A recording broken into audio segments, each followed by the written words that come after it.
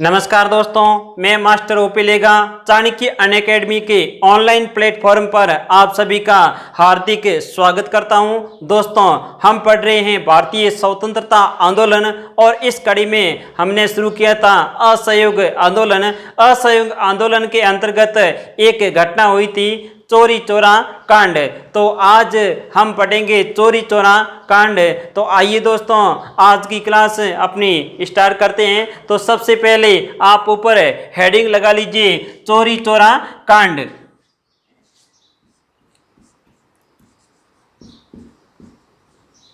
चोरी चोरा, चोरी चोरा कांड। ठीक है दोस्तों, चोरी चोरा कांड। अब सबसे पहले आपको ये समझना है कि चोरी चोरा है क्या। तो ये ध्यान दीजिए, चोरी चोरा स्थान का नाम है, ठीक है। और ये स्थान कहाँ पर आया हुआ है तो आपको बताना है, गोरखपुर के अंदर। कहाँ है? गोरखपुर के अंदर। गोरखपुर कहाँ है? उत्तर प्रदेश के अंदर। गोरखपुर में, जो कि ध्यान दीजिए उत्तर प्रदेश अर्थात यूपी के अंदर ये स्थान आया हुआ है, चोरी चोरा। ठीक है। और चोरी चोरा कांड कब हुआ था तो आपको बताना है 5 फरवरी को। कब हुआ? 5 फरवरी। ये तारीख महत्वपूर्ण है, 5 फरवरी 1922 को। अब ध्यान दीजिए दोस्तों, मैं आपको ये चोरी चोरा कांड विस्तार से समझाता हूं कि असहयोग आंदोलन के दौरान एक रैली अर्थात जुलूस निकाला जा रहा था इस गांव में, जो थाना बना हुआ है, जिसके आगे से होकर ये रैली गुजर रही थी। अर्थात चोरी चोरा गांव में जो थाना बना हुआ है, उस थाने के आगे से असहयोग आंदोलन की शांतिपूर्ण रैली निकल रही थी। इसी दौरान यहाँ के पुलिस ने क्या किया, इस रैली को रोककर इस रैली का नेतृत्व कर रहे भूतपूर्व सैनिक भगवान अहिर, यानी इस भगवान अहिर को रोका और इनके साथ में और व्यक्तियों को रोककर इनकी क्या कर दी? पिटाई कर दी। तो ध्यान दीजिए, इनकी पिटाई करने पर इनके लोगों का गुस्सा 7वें आसमान पर चला गया। अर्थात ये अपने ऊपर काबू नहीं कर पाए और क्या किया, थाने को आग के हवाले कर दिया। यानी जो असहयोग आंदोलन की रैली में शामिल थे लोग, इन्होंने इस थाने को अर्थात जो चोरी चोरा गांव के अंदर थाना बना हुआ था, उस थाने को क्या कर दिया? आग के हवाले कर दिया। और इस थाने के अंदर 22 पुलिसकर्मी जिंदा जल गए थे। ये भी दोस्तों आप विशेष ध्यान देना। और इनके बाद में गांधी जी ने असहयोग आंदोलन स्थगित कर दिया था, क्योंकि गांधी जी का आंदोलन अहिंसावादी सिद्धांत पर आधारित था और ये क्या हो गई? हिंसा हो गई। इसलिए गांधी जी ने असहयोग आंदोलन स्थगित कर दिया। तो ये भी आप लिख लीजिए, असहयोग आंदोलन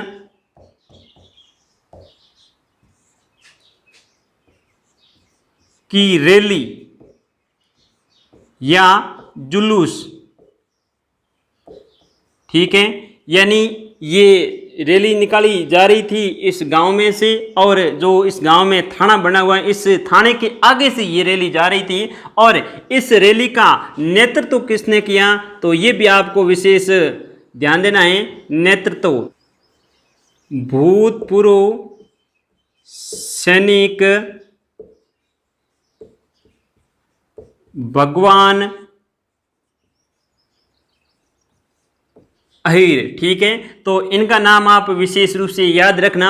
यानी ये असहयोग आंदोलन की रैली अर्थात जुलूस निकाला जा रहा था, इसका अर्थात रैली का नेतृत्व कौन कर रहे थे तो आपको बताना है, भूतपूर्व सैनिक भगवान अहिर। ठीक है, तो इस थाने के अंदर जो पुलिसकर्मी थे, इन पुलिसकर्मियों ने इस रैली को रोककर भगवान अहिर के साथ मारपीट की और इनके साथ साथ में इस रैली के अंदर जो लोग शामिल थे उनको भी पकड़ा और इनके साथ मारपीट कर दी अर्थात पिटाई कर दी। तब ध्यान दीजिए, इस रैली में शामिल लोगों ने क्या किया? थाने को आग के हवाले कर दिया। तो आप लिख लीजिए, पुलिस थाने को आग के हवाले कर दिया। ठीक, और इसमें कितने पुलिसकर्मी मारे गए तो आपको बताना है 22 पुलिसकर्मी मारे गए। ठीक है, तो आप लिख लीजिए 22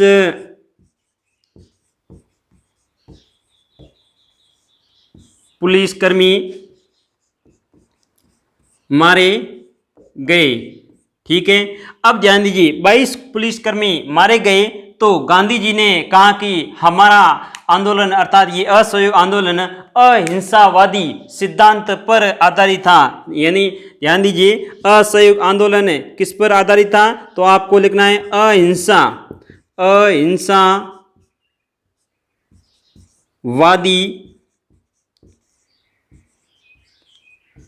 सिद्धांत। ठीक है, तो ये ध्यान दीजिए गांधी जी का असहयोग आंदोलन किस सिद्धांत पर आधारित था, अहिंसावादी सिद्धांत पर आधारित था, और यहाँ क्या हो गई, हिंसा हो गई।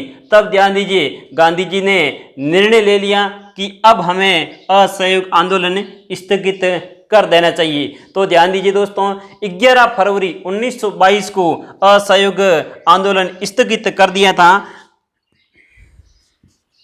तो आप यहां लिख लीजिए असहयोग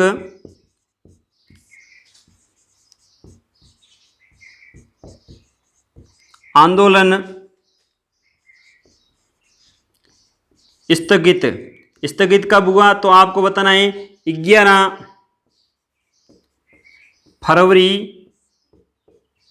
1922 को। ठीक है, असहयोग आंदोलन स्थगित कब हुआ 11 फरवरी 1922 को। ध्यान दीजिए ये आदेश जारी कर दिया, और इसके बाद में आप विशेष ध्यान देना असहयोग आंदोलन का स्थगन प्रस्ताव पास कब किया, ये कंफ्यूज वाली बात है, यानी 2 तारीखें आपको याद रखनी है। तो असहयोग आंदोलन का स्थगन प्रस्ताव जो कि बारदोली से पास किया गया एक दिन बाद अर्थात 12 फरवरी को, तो ये भी आप लिख लीजिए।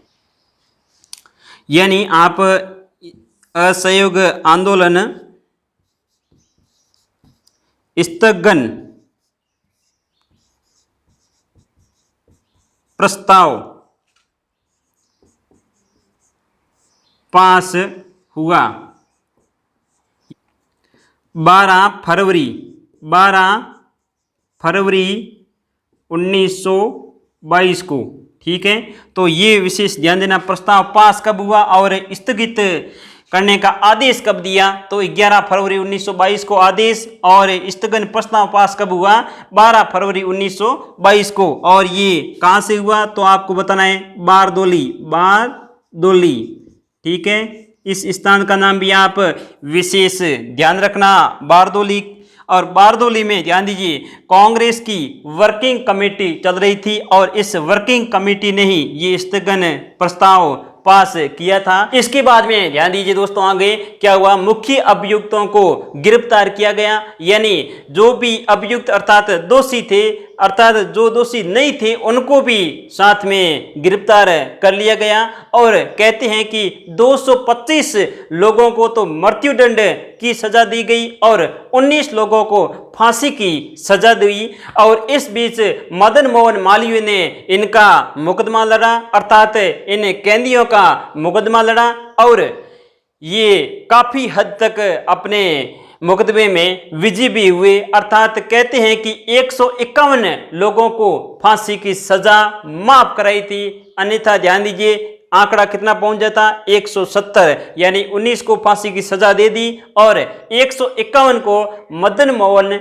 मालवीय ने फांसी की सजा माफ कर दी। अब ध्यान दीजिए दोस्तों यहां पर अर्थात इस फांसी की सजा पर महात्मा गांधी ने एक शब्द नहीं बोला, इसलिए भारतीय इतिहास के पन्नों में यहां पर महात्मा गांधी की आलोचना की गई है। यानी गांधी जी के सामने आलोचना का पहाड़ खड़ा हो गया। यानी बहुत सारे लोग जो पहले सहयोगी थे वे भी अब गांधी जी के क्या हो गए, विरोधी अर्थात आलोचक हो गए थे। तो ये भी विशेष ध्यान देना, गांधी जी की यहाँ आलोचना होती है और एक आलोचना कहाँ होती है, जहाँ गांधी इरविन समझौता होता है, वहां पर भगत सिंह, राजगुरु और सुखदेव को फांसी की सजा हुई थी। तब ध्यान दीजिए, गांधी इरविन समझौते के तहत गांधी जी ने एक शब्द नहीं बोला।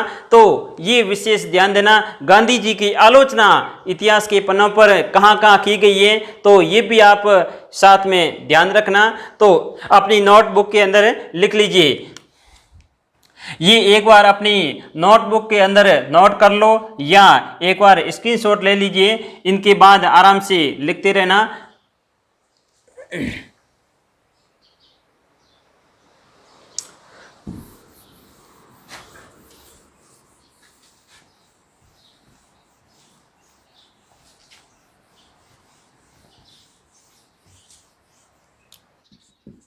मुख्य अभियुक्तों को,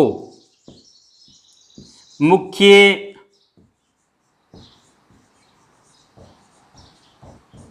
अभियुक्तों को गिरफ्तार किया। ठीक है, यानी अंग्रेजों के द्वारा मुख्य अभियुक्त जो इस थाने में आग लगाने के सहयोगी थे, अर्थात इस रैली में सहयोगी थे, तो ये भी आप विशेष ध्यान देना, मुख्य अभियुक्तों को गिरफ्तार किया। इसके तहत ध्यान दीजिए, बहुत सारे लोगों को गिरफ्तार किया, यानी 225 लोगों को क्या दिया, मृत्युदंड दिया। ये भी विशेष ध्यान देना, मृत्युदंड दिया। ठीक है, और 19 लोगों को क्या किया, लोगों को फांसी पर चढ़ा दिया। ठीक है, 19 लोगों को तो फांसी पर चढ़ा दिया और 225 लोगों को मृत्युदंड दिया गया। यहां पर मुकदमा किसने लड़ा, अर्थात इन अभियुक्तों का मुकदमा किसने लड़ा, तो आपको बताना है पंडित मदन मोहन मालवीय ने। तो ये भी आप लिख लीजिए, पंडित मदन मोहन मालवीय।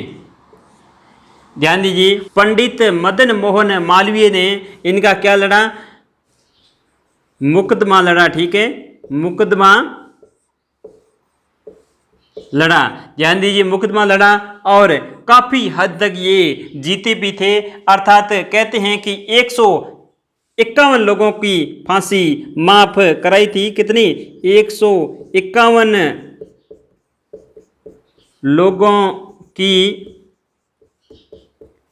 फांसी माफ करवाई। ठीक है, कितनी, 151 लोगों की फांसी माफ कराई। अर्थात ये ध्यान दीजिए, नहीं तो ये आंकड़ा कितना पहुंच जाता, 151 वो और 19 ये, यानी कुल 170 के आसपास आंकड़ा पहुंच जाता था फांसी पर चढ़ने वालों का। तो ध्यान दीजिए, मदन मोहन मालवीय ने इनके, अर्थात जो ये अभियुक्त थे, इनका मुकदमा लड़ा और इस मुकदमे में ये काफी हद तक सफल हुए, यानी 151 लोगों को फांसी के फंदे से बचा लिया था। और यहाँ एक नोट करके भी आप लिख लीजिए कि फांसी के विरोध में गांधी जी ने एक शब्द नहीं बोला। नोट करके लिख लीजिए, इस फांसी के विरोध में गांधी जी ने एक शब्द भी नहीं बोलना। ठीक है, इसका आप विशेष ध्यान देना, यानी इन अभियुक्तों को फांसी की सजा हुई और इनके मामले में गांधी जी एक शब्द नहीं बोले, इसलिए ध्यान दीजिए गांधी जी की आलोचना यहाँ की जाती है। तो ध्यान दीजिए, ये भी आपको विशेष ध्यान देना है कि गांधी जी की आलोचना किस किस मुख्य व्यक्तियों ने की, तो इनका भी नाम आप विशेष ध्यान दीजिए। पहले थे मोतीलाल नेहरू, जवाहरलाल नेहरू, CR दास, अली बंधुआ ने, सुभाष चंद्र बोस ने और सी राजगोपालाचारी। ठीक है, तो इनका भी आप नाम ध्यान रखना, यहां लिख लीजिए।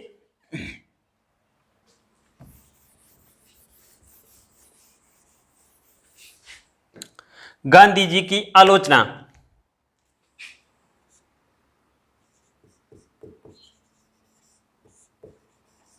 गांधी जी की आलोचना। अब ध्यान दीजिए, गांधी जी की आलोचना किन किन व्यक्तियों ने की, तो इन व्यक्तियों के नाम आपको लिखने हैं। मोतीलाल नेहरू, पहला नाम लिखिए मोतीलाल नेहरू।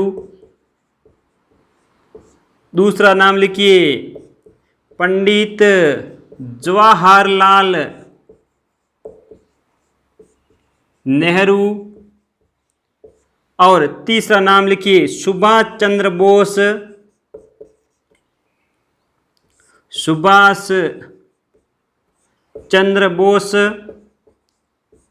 और चौथा व्यक्ति का नाम लिखिए सी राजगोपालाचारी। ठीक है, और अगले व्यक्ति का नाम लिखिए CR दास। और व्यक्ति कौन थे? अली बंधु।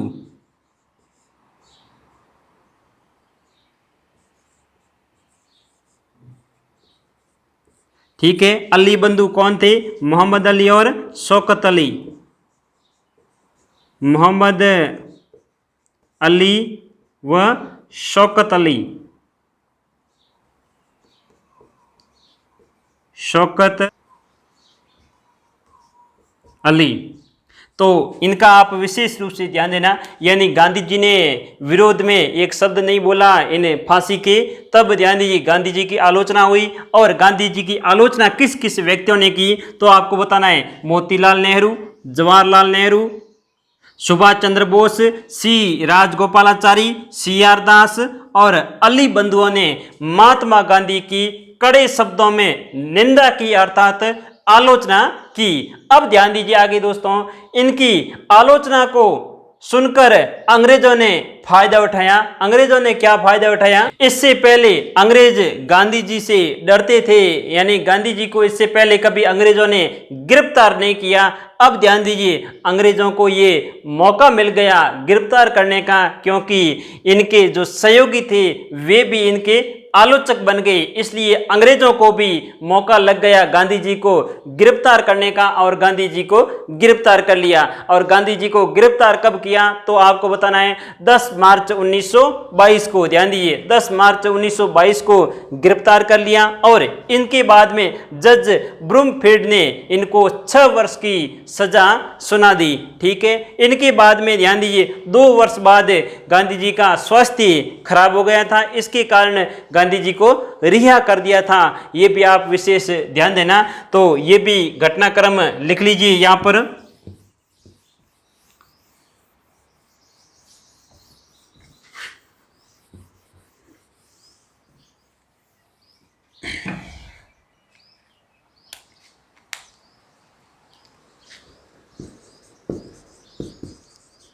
नेताओं की आलोचना का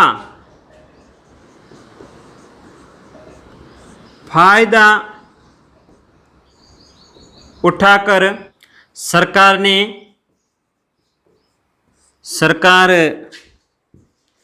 ने गांधी जी को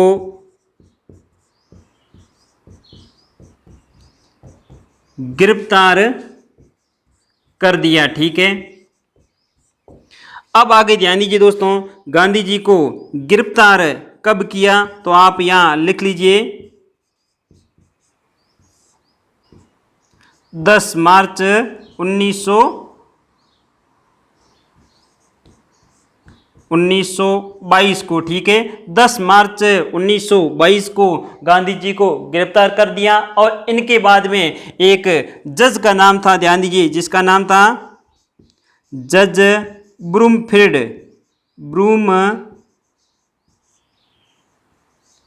ध्यान दीजिए, ब्रूमफील्ड ने इनको क्या कर दिया, 6 वर्ष की सजा जो सुना दी थी, 6 वर्ष की सजा अर्थात कारावास,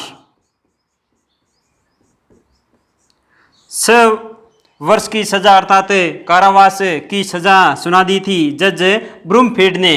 अब आगे ध्यान दीजिए दोस्तों, गांधी जी का आगे जाकर 2 वर्ष बाद गांधी जी का जेल के अंदर स्वास्थ्य खराब हो गया। स्वास्थ्य खराब हो जाने के कारण 5 फरवरी 1924 को गांधी जी को रिहा कर दिया। तो आगे ध्यान दीजिए, आप लिख लीजिए, रिहा किया अर्थात गांधी जी को जेल से कब छोड़ा, तो आपको लिखना है 5 फरवरी 1924 को, ठीक है। 5 फरवरी 1924 को गांधी जी को रिहा कर दिया।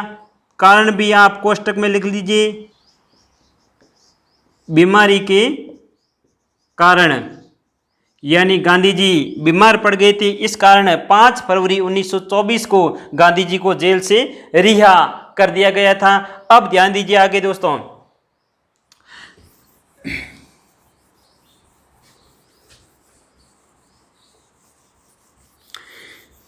गांधी जी ने जब असहयोग आंदोलन स्थगित किया तो गांधी जी ने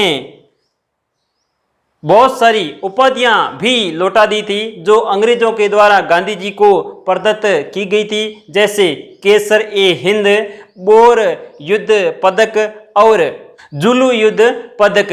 तो ध्यान दीजिए, ये 3 उपाधियां गांधी जी ने वापस लौटा दी जो कि अंग्रेजों के द्वारा प्रथम विश्व युद्ध के समय गांधी जी को दी गई थी। तो इन उपाधियों का भी आप नाम लिख लीजिए, केसर ए हिंद, ठीक है, केसर ए हिंद,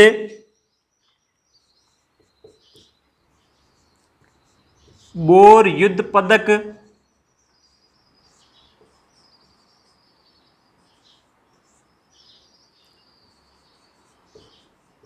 जुलू युद्ध पदक। तो इन उपाधियों का नाम आप विशेष रूप से ध्यान रखना। ये गांधी जी को उपाधियां कब दी गई, तो आपको बताना है प्रथम विश्व युद्ध के समय, ठीक है।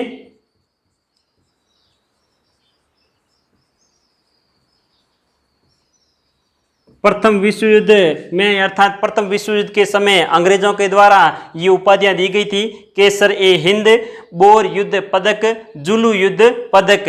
तो ध्यान दीजिए, इस उपाधियों को अर्थात इन तीनों उपाधियों को क्या किया, असहयोग आंदोलन के दौरान इन्होंने वापिस लौटा दी थी, ठीक है।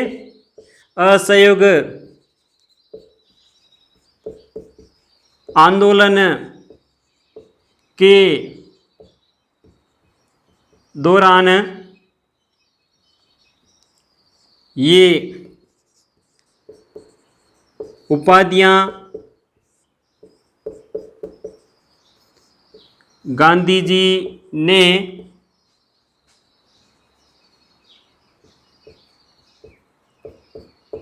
अंग्रेजों को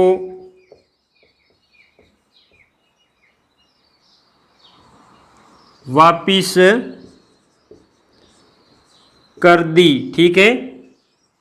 तो इन उपाधियों के नाम भी आप विशेष रूप से दोस्तों ध्यान रखना, केसर-ए-हिंद, बोर युद्ध पदक, जुलू युद्ध पदक।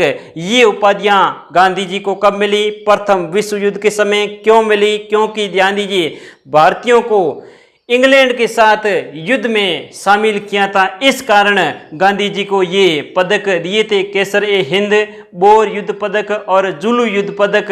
और ये पदक ध्यान दीजिए वापस कब लौटाए, तो आपको बताना है असहयोग आंदोलन के दौरान, अर्थात असहयोग आंदोलन के विरोध में। ठीक है, और गांधी जी का पांचवा पुत्र जिसको जमनालाल बजाज कहते हैं, ध्यान दीजिए, तो जमनालाल बजाज ने भी एक उपाधि थी जिसका नाम था राय बहादुर, यानी राय बहादुर की उपाधि भी जमनालाल बजाज ने वापस लौटा दी। तो ये भी आप लिख लीजिए।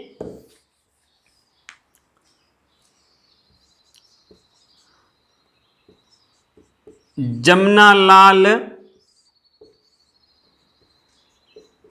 बजाज, जमनालाल बजाज ने कौन सी उपाधि लौटाई, तो आपको बताना है राय बहादुर, राय बहादुर। ठीक है, राय बहादुर ये उपाधि थी, तो ये उपाधि लौटा दी थी। ये आप भी विशेष ध्यान देना, असहयोग आंदोलन के दौरान जमनालाल बजाज ने राय बहादुर की उपाधि अंग्रेजों को वापस लौटा दी थी। तो ये उपाधियां भी आप विशेष ध्यान रखना। इस प्रकार दोस्तों ये असहयोग आंदोलन समाप्त होता है। अब ध्यान दीजिए असहयोग आंदोलन असफल क्यों हुआ, क्योंकि ध्यान दीजिए दोस्तों गांधी जी ने इससे पहले खिलाफत आंदोलन को भी असहयोग आंदोलन के साथ में सम्मिलित किया था।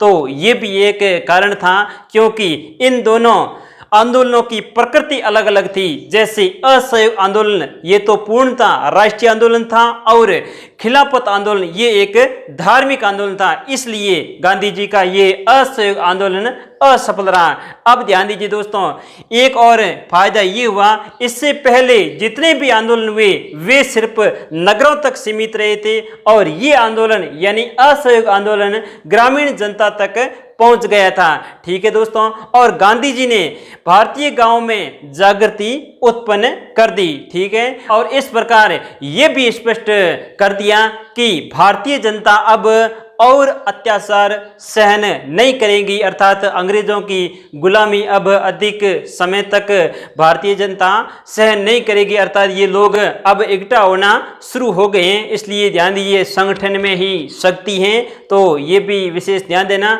अब भारतीय जनता और अत्याचार सहन नहीं करेगी। ठीक है, और भारत की जनता को स्वराज प्राप्ति करने के लिए एक सूत्र में बांधने में गांधी जी सफल भी हुए, इसका भी विशेष ध्यान देना।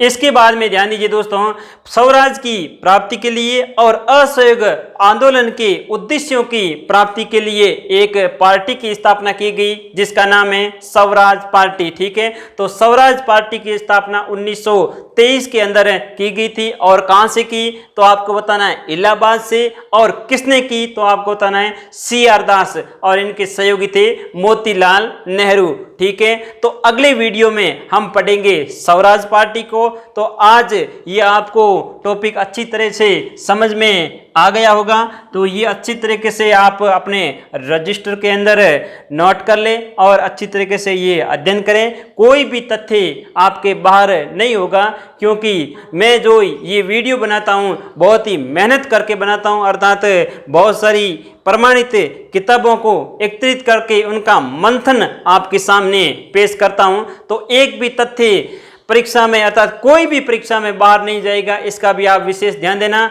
और दोस्तों इस वीडियो को ज़्यादा से ज़्यादा मित्रों के साथ में शेयर करें, ताकि इस निःशुल्क ऑनलाइन क्लास का सभी फायदा भी उठा सकें। और अभी तक कोई नया सदस्य हैं तो चैनल को सब्सक्राइब जरूर कर दें और घंटी का बटन भी प्रेस कर दें, ताकि आपको आगे आने वाले शानदार वीडियो की सूचना समय पर मिलती रहे। तो धन्यवाद दोस्तों।